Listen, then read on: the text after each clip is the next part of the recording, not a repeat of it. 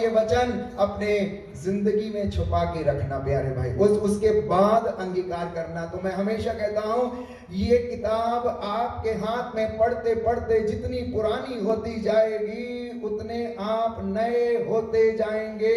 जिन घरों में ये किताबें ऐसे ही पड़ी हुई हैं, नई की नई रखी हैं, वो घर अभी तक पुराने हैं प्यारे भाई और बहनों। जानते हैं क्यों? जानते हैं क्यों?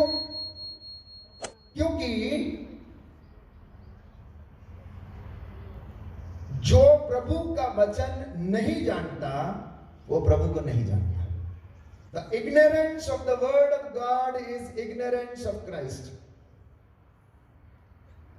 अगर कोई यीशु का वचन नहीं जानता तो मतलब है कि वो यीशु को नहीं जानता।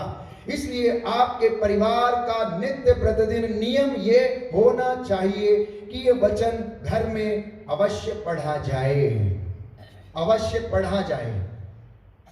मैंने शायद कई बार प्रवचन में आप लोगों को बताया कि मेरी मम्मी रोज सुबह शाम बाइबल पढ़ती है और घर में अंदर बैठ के पढ़ती है।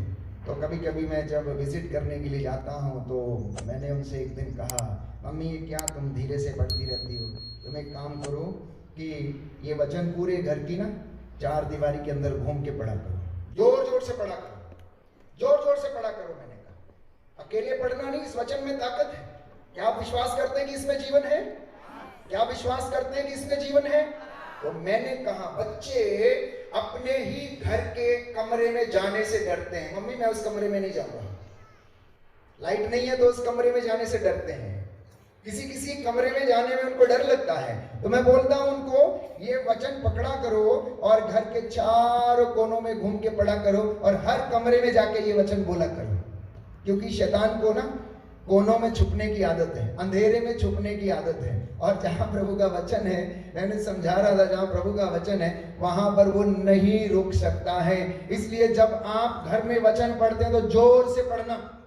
ईसा ने कहा गूंगे बहरे की दुष्ट आत्मा तुझे आदेश देता हूं कि इस मनुष्य से निकल जा, और उसे जाना होगा, उसे जाना होगा।